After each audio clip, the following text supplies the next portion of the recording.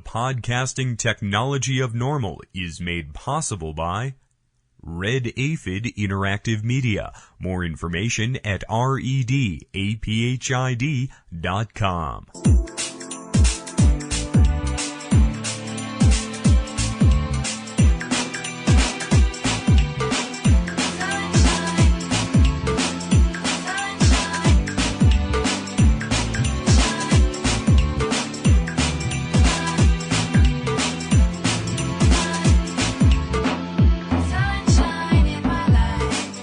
And distributed by the National Organization for the Reform of Marijuana Laws in Washington, D.C.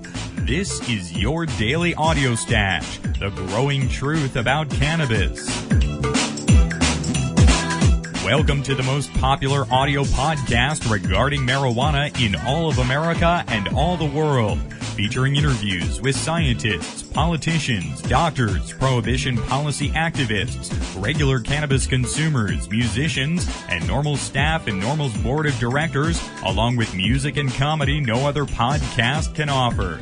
You can always find out more about the show at our website, NORMLAudiostash.com. We're ending marijuana prohibition with education, one listener at a time.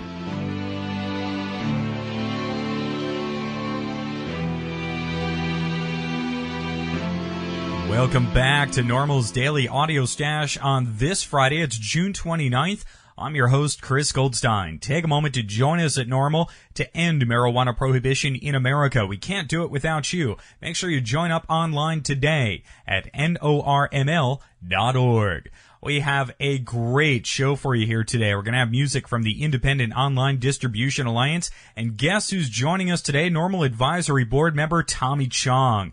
Got to speak with Tommy on Wednesday night about his trip to Aspen, Colorado. Tommy gave a keynote address and hung out with all the lawyers there with NORML's Aspen Legal Seminar in one of the most pot-friendly cities in America, beautiful Aspen, Colorado. Tommy's going to talk about that experience here with us today. Also on the program today, our regular Friday update with Steve Bloom at celebstoner.com. Make sure to check out celebstoner.com this week because Steve has broken a pretty important news story about a Republican senator in Minnesota. More about that later today, and you can also read about it at celebstoner.com. Next week here on the Audio Stash, we're going to speak with a group of great folks. Rick Steves, PBS travel host and NORML Advisory Board member, is joining us next week right here on the Audio Stash. We're also going to interview the band Potluck. They're a group from California. We played them a bunch here on the Stash. They're also going to hook up some great signed CDs and T-shirts to give away here on the program. But without ado, let's get to our Tommy Chong interview today.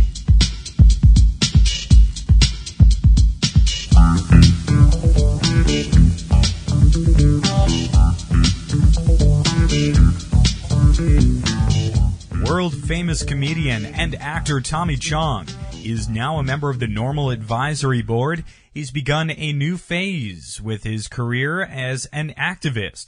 Tommy joined some of the nation's top lawyers in the field of criminal defense at the second annual Aspen NORML Legal Seminars earlier this month in June. The seminars are offered as continuing education credits and also featured social events at the late Hunter S. Thompson's Owl Creek Ranch in Aspen. Even the county sheriff there joined in the festivities to show you what a cool and marijuana-friendly town Aspen is. We're going to have audio of Tommy's appearance and some of the other presentations at Aspen. We're going to air next week here on the Audio Stash. We're going to put all those MP3 files online on a special page. We got a chance to catch up with Tommy on Wednesday night to talk about his experience there in Aspen. Tommy Chong, welcome back here to the Audio Stash today. Well, thank you. It's nice being normal again. Hey, man, it's always great to speak with you here on the program. Now, you were in Aspen a few weeks ago for the NORML Legal Seminars. What was it like hanging out with all the NORML lawyers? Well, I got a rash, but I don't think it was from the lawyers. I think it was just my natural reaction to being around lawyers, you know. But kind of squeezes together, and but it was good. The part I really enjoyed was out at Hunter Thompson's ranch. So what's it like out there at Hunter's place? It's very kind of eerie, because you could feel Hunter all over the place. You know, you can feel his spirit. His spirit his spirit is right there.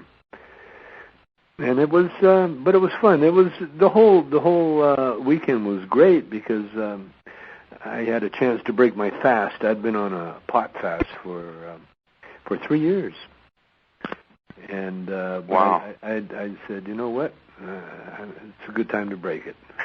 Aspen, Hunter Thompson's ranch, you know, the legal seminar trying to legalize pot. What better way? Indeed, and Aspen, really one of the most pot-friendly towns in America. The county sheriff is even there on the NORML advisory board. Yeah, that's pretty cool about it. You know, it just shows you, you know, how civilization, you know, how civilized potheads can be. You know, if they're given a chance. Tommy, you gave a pretty amazing talk out there to the lawyers and the other attendees. Yeah, what's it like, you know, getting ready to address a group like that? Well, I don't really prepare anything, you know. I've been in the business so long that I just sort of get out there and hope the muse is with me, and it was, you know, you know, my whole stance on pot had changed drastically when I got busted. You know, before that, I never really considered myself an activist. I was more like just a comedian, you know. And I still am, you know. But I always felt that I was along for the ride. And then after going to jail, I realized that I've been anointed. You know, I've been promoted by the government.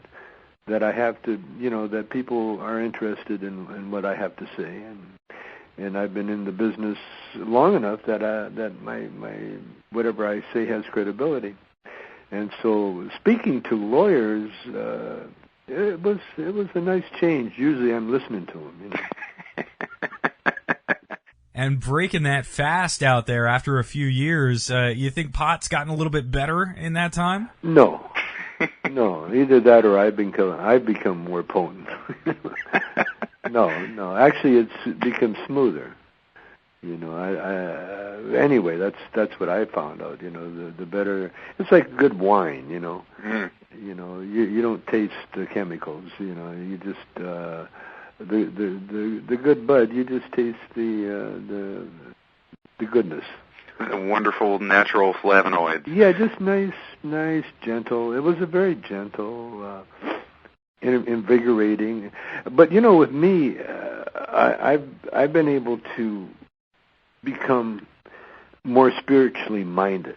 You know, I hate to say become more spiritual because, you know, we are what we are, and it's all there inside us, but you have to recognize it. And pot has always helped me recognize the spiritual, the side of life, you know. To me, that is the ultimate, and I just groove on that. And it's been a few years since I was up in that Aspen area, but because it's so marijuana friendly and so far up there in the mountains and altitude, there's quite a spirit to the area, sort of, as you mentioned. It's unique to Aspen, especially out there at the Owl Creek Ranch. Well, it did, you know, and the whole tone of the farm, the ranch, you know, the grass growing wild and the flowers and the trees and the people and the way they had the old sort of like Grateful Dead band set up, you know, people are playing music and the thing is that you notice about the pot community is that everybody is so loving. You know, there's such a relaxed air about it. You know, you don't get that edge that you see at other concerts where there's alcohol involved or nothing involved. You know, and people are miserable. You know, they're hating everything, and you know, you can see, you know, there's straight, like you go to straight things, you know, events, you know, sporting goods or whatever, you know, and there's a lot of anger and there's a lot of me kind of thing. But when you get everybody kick back on some good herb, everything flows so much nicer, and there's such a more of a loving vibe. Even the weather sort of like cooperates, you know. Even you know, it's like the vibe from the whole place made the weather just perfect that weekend. So I know you're going to be out in Los Angeles for the NORML National Conference in October, but are you going to keep going out to these legal NORML events? They have another one down in Key West, the Key West Legal Seminars. They've been going on for years down there. Yeah, I've been invited to them. I kind of, I really enjoy it. It's like it's a holiday that I enjoy, and expense paid, and that's all I care for. I mean, I can afford a lot of stuff, but it's much, you enjoy it much better if you're invited and it's expenses paid, and then I get to talk, which I would do anyway. And it's nice staying up to date, kind of figuring out where everybody's at, with our problems. And the good thing about everything, about the way America, like I got asked one time, I think it was Bill O'Reilly or somebody, said, well, if you don't like it here, why don't you leave? Why don't you go live somewhere else? Oh, it was the narcs that busted me. If you don't like our laws, why don't you live somewhere else? And I told them the same thing. I says, no, I got just as much right to be here as you. Why don't you leave? Why don't you take your stupid laws and leave? Go live somewhere where they can appreciate this kind of, police state. I mean, I'm not bothering anybody. Next thing you know, I got police all over my house. Because I said something against, the president. Basically. And the thing is, this administration right now, they're the strangers in the place. They're the rats in the pantry. And so, and the universe will get rid of them. That's a great thing. To me, that's the greatest thing about pot, is that it makes you sit down and do nothing. And if more people were to do that, this universe would get along fine. And Tommy, you've also been a frequent news media commentator lately, sort of as a celebrity prisoner here in America. Because I go against the grain, I don't go along with everybody else, because I've been there, they're asking me about Paris Hilton, and they expected me to go, oh, she should do her time like a man, that kind of crap, And I keep asking myself, am I the only one that sees this as a beautiful woman? Am I the only guy that sees she's got gorgeous hair, gorgeous face, beautiful body? I mean, when they're that beautiful, you don't care what they say. You just watch how beautiful their mouth moves when they talk. And what she's saying is so innocent and so pure. Like, and people I watched on MSNBC tonight, they're always knocking her, they're always, and it's really, it's like kicking a cripple, I mean, there's no sport in it, to say Paris Hilton is naive, yeah, she is, but she's beautiful, she's gorgeous, and to treat her like that is embarrassing. It's embarrassing, to have, grown men and women, get on the news and make like she committed some kind of murder, It's disgusting. They give O.J. more line than they give Paris Hilton. In fact, I think she did more time in jail than O.J. No, maybe I'm wrong. I think O.J. was locked up for a while. But recently, O.J. killed 2 people, and the press was kissing his butt. And then here comes Paris, and she's, she's driving on a suspended license. Whoa! And so, am I the only stoner that really sees what's going on? And so, anyway, they love that. And so I'm going to be on another show, Neil Cavuto, tomorrow. And Tommy, when you were arrested and put on trial there, are you kind of surprised that they didn't have like news helicopters following you to jail and all the kinds of stuff we see these days? They were hoping to. They were it shows you how dumb this administration is. They thought if they busted me, a big comedian, there would be protests and people would be up in arms and all that crap. Well, the truth is, man, potheads, we don't mobilize till it's way too late. We'll protest something that happened, 50 years ago, but anything that happened yesterday, I wasn't watching it, man. I'd like to protest, man, but I got a probation hearing, you know. I mean, the government was hoping, you know, they even had my trial in a big courtroom so they could accommodate all the millions of protesters that were going to come and watch me get sentenced to jail. And one guy showed up with a cardboard sign. One guy. It was kind of embarrassing. It was sweet though. And my family, you know. But it just showed you know, the government. It showed the court. It was embarrassing, you know. They're going to put me away for what? You know, a bong? You know, come on.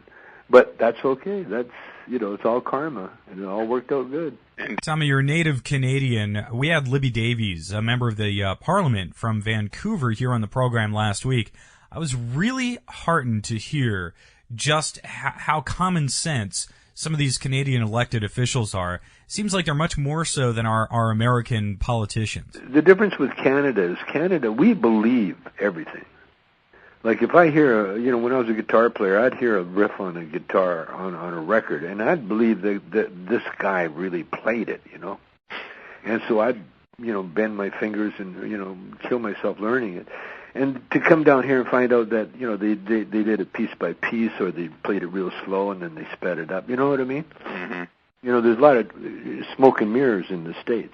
But Canadians, we really believe, you know, in what's right is right. And so if there's nothing wrong with smoking pot, then that's what Canadians believe. There's nothing wrong with it. And they will legalize it. And the United States don't know how to deal with it, you know. And Tommy, now that you've been working with NORML and attending these events, how do you feel about marijuana legalization right now? It's like the immigration problem. That's what I'm going to be talking about tomorrow on the air, you know.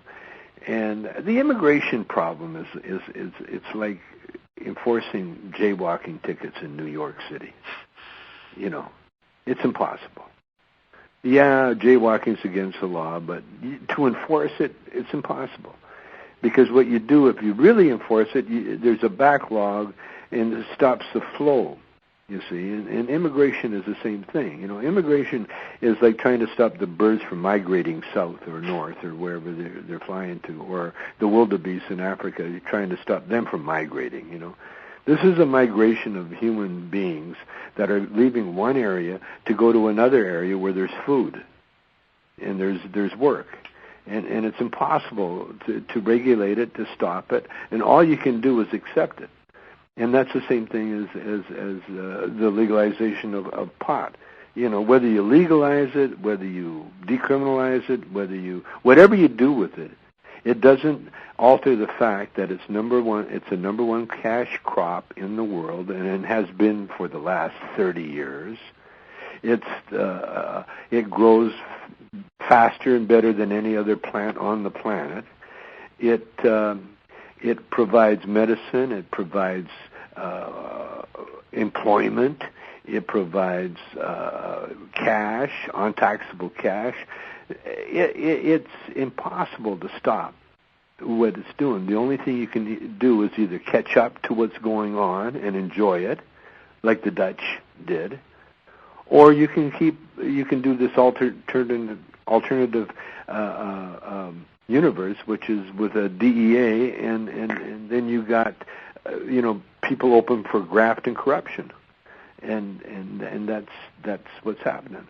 But it's a fact of life that is definitely not going to change just because someone feels that it's going to get them voted into office, you know.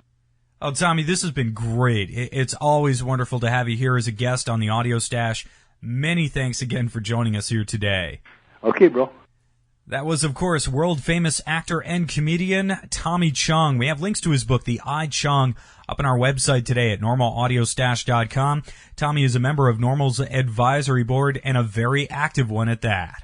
You can find out who else is on the advisory board. We have links to NORML's advisory board page on our website today as well at NORMLAudioStash.com.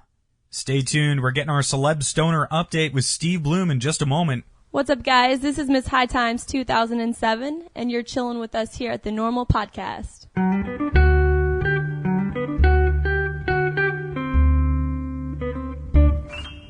want to be famous. I want to wear minks and satins and pearls. Steve Bloom is the man with his finger on the pulse of celebrity stoners of America. You can read all about it at celebstoner.com. Steve joins us each Friday here on the Audio Stash. Steve, welcome back to the program today. Hey, Chris, what's up? It's just been a busy week here in the studio covering all the news, man. And it's been a super busy week at celebstoner.com as well. Steve, you broke a story up there this week. It's kind of like the tale of two Norms. The first Norm is U.S. Senator Norm Coleman from Minnesota. The other is NORML board member and attorney Norm Kent of Florida. Steve, first tell us about Norm Coleman. Norm Coleman is the Republican senator from Minnesota. He's also the former mayor of St. Paul, and he's a prosecutor. He actually is Brooklyn-born. He was born in New York, and he went to Hofstra University. And in the late 60s, Norm Coleman was a student activist. He was an anti-war protester. He was a campus radical, actually. And he does acknowledge that on his website, that he was a campus organizer in the 60s. What he doesn't acknowledge is that he might have smoked some marijuana at that time. He actually admitted that in 1998, but he doesn't really, of course, advertise it. And with all this in mind, your own board member, Norm Kent, wrote an open letter to Norm Coleman this week that he sent to me and allowed me to publish at Celeb Stoner. The reason why Norm Kent wrote a letter to Norm Coleman is because they both went to Hofstra University together in the late 60s, and the Norms were friends. Over the years, they have not kept up their friendship, but at the time, when Norm Coleman and when Norm Kent were in school, and at that time when it was a very controversial period in American history with the Vietnam War going on and all kinds of uprisings happening all over the country on college campuses especially, lots of protests, Norm Coleman and Norm Kent were both involved. And now, all these years later, interestingly, Norm Coleman, who is a freshman senator, was voted in 2002 in Minneapolis, and all these years later, now that he is a senator, he has taken a pretty strong anti-marijuana stance. And recently, Norm Kent got his hands on a letter that Norm Coleman's office sends out to constituents when they ask a question about marijuana. And the response was a pretty standard official letter which said, I oppose the legalization of marijuana because, as noted by the Office of National Drug Control Policy, marijuana can have serious adverse health effects on individuals. The health problems that may occur from the highly addictive drug include short-term memory loss, anxiety, respiratory illness, and a risk of lung cancer that far exceeds that of tobacco products. It would also make our transportation, schools, and workplaces, just as examples, more dangerous. So Norm Kent was offended by that. And, of course, Norm is an activist. He's a board member of NORML, and he's trying to change the laws. And he thought it was time to send an open letter to his old friend Norm Coleman. And it's a lengthy letter that I published at Celeb Stoner, which has things in it like, you smoked pot as you stood on the roof of the University Senate protesting faculty exclusivity. And he just raises a lot of points. How about standing up and saying, I, Norm Coleman, smoked pot in 1969? And he asks, can't Norm Coleman come out of the closet in 2007 and say, these arrests for marijuana are wrong, and there is a better way, and we need to find it? So, here's yet another situation where a politician, smoked marijuana in his youth, and perhaps later on, we're not sure. It obviously didn't have any negative effect because look where he is. He's one of the 100 senators in the United States. It didn't impair his career. It did no harm in his life, apparently. Whether he smokes today or smoked, 20 years ago, it doesn't matter. The fact of the matter is he did at some point in his life, and now he strongly opposes the legalization or decriminalization or any type of change in the marijuana laws. And that is hypocrisy. And Norm Kent was calling, Norm Coleman on this hypocrisy. And so when I posted this week, it created a storm. It's all over Washington. It was picked up by the Minneapolis Star Tribune and many other papers, and it's just been one of the interesting political stories of the week.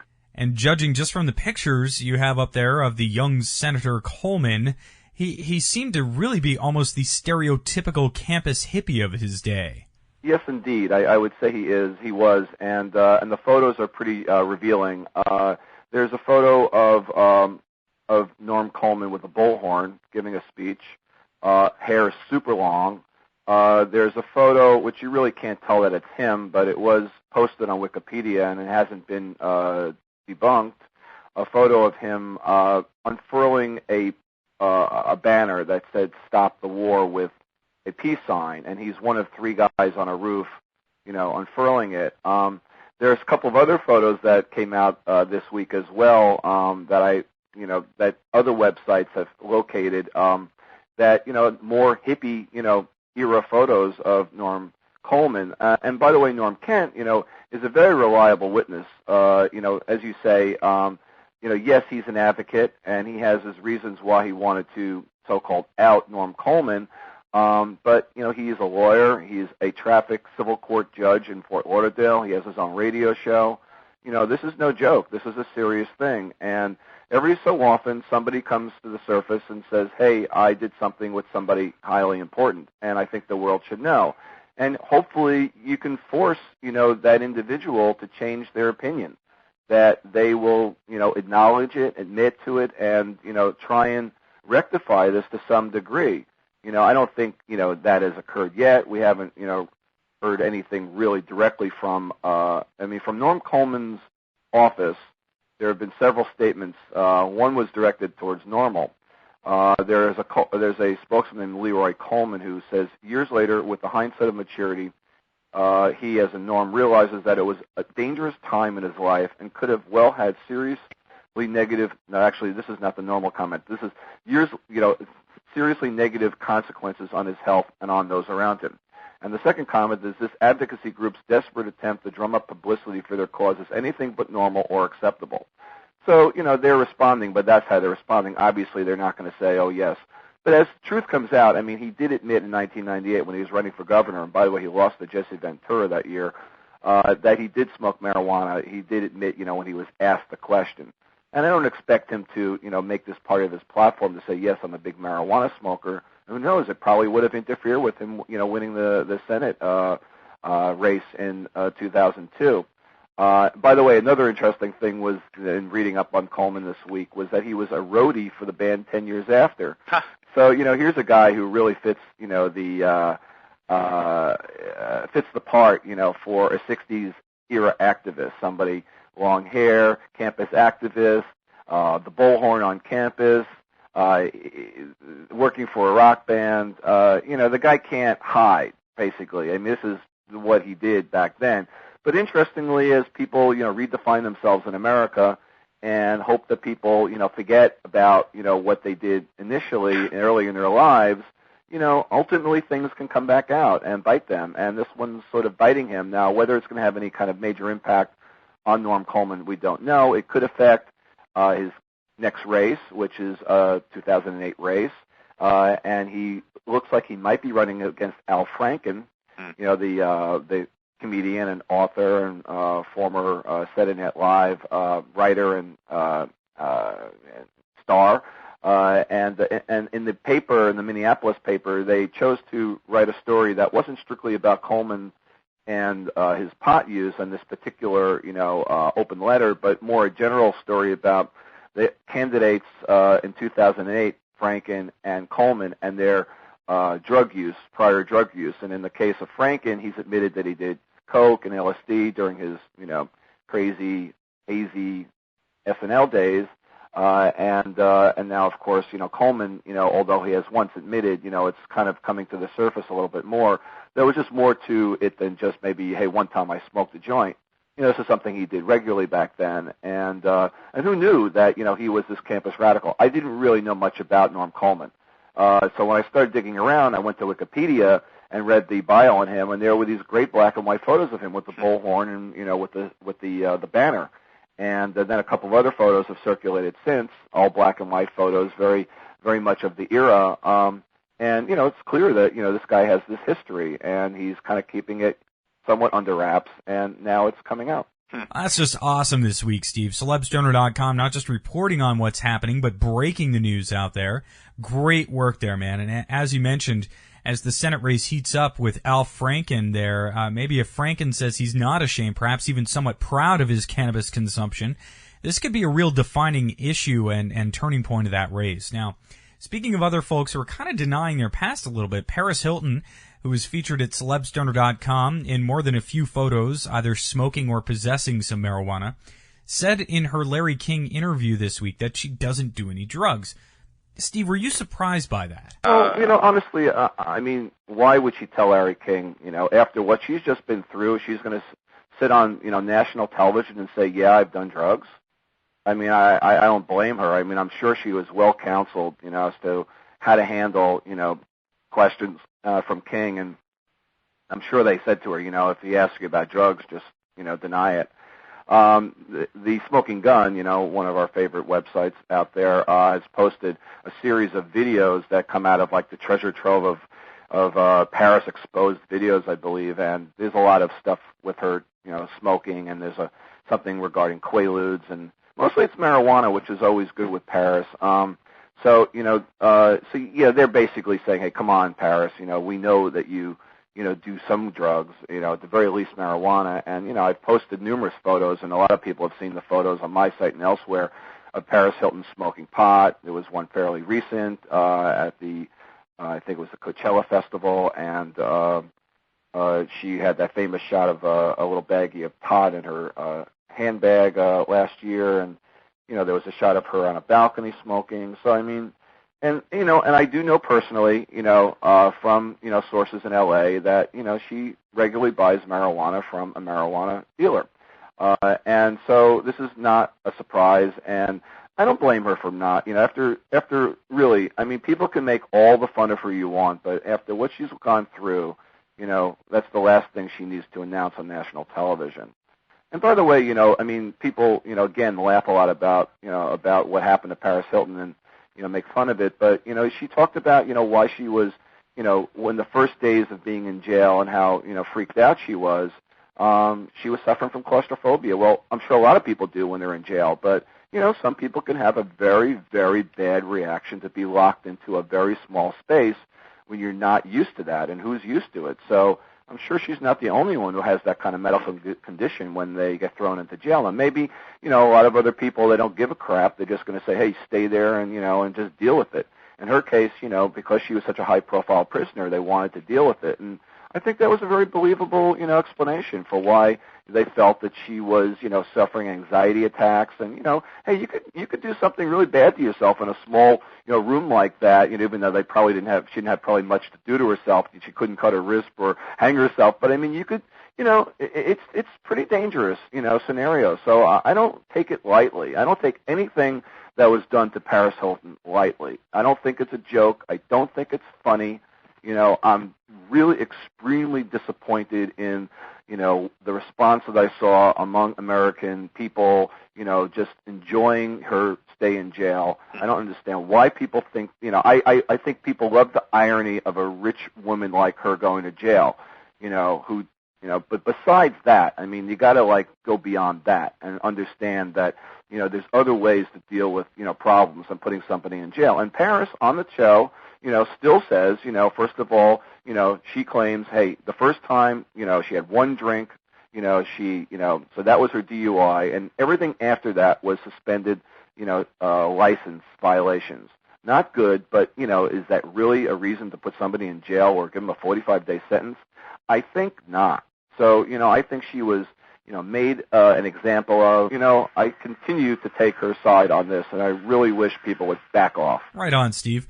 Well, great work again this week, breaking that Senator Coleman story. Thanks a lot. We've had a big week, and I expect a lot.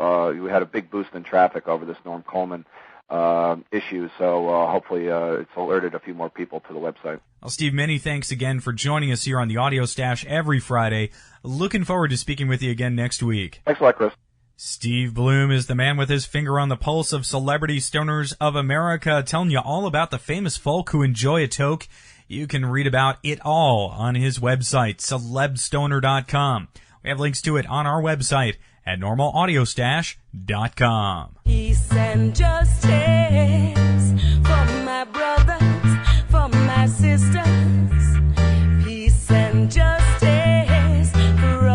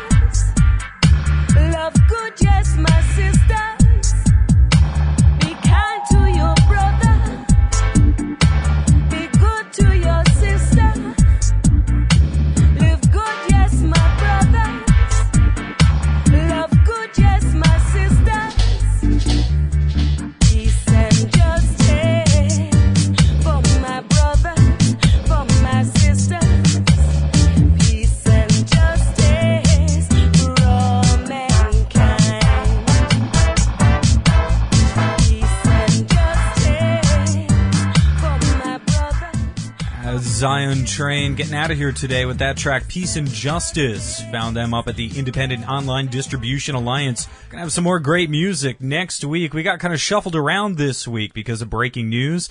Next week we're gonna have some tracks from Snoop Dogg. We're gonna feature interviews with Rick Steves and Potluck and have some giveaways. Stay tuned every day here to NORML's Daily Audio Stash.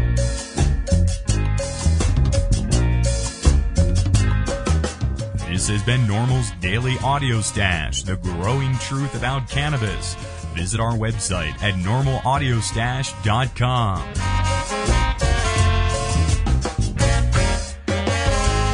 If you listen to the Audio Stash, vote for us at Podcast Alley or other podcast directory services. I'm your host, Chris Goldstein. Thanks for listening today. Everyone have a fun summer weekend out there, and we're back at 4:20 on Monday.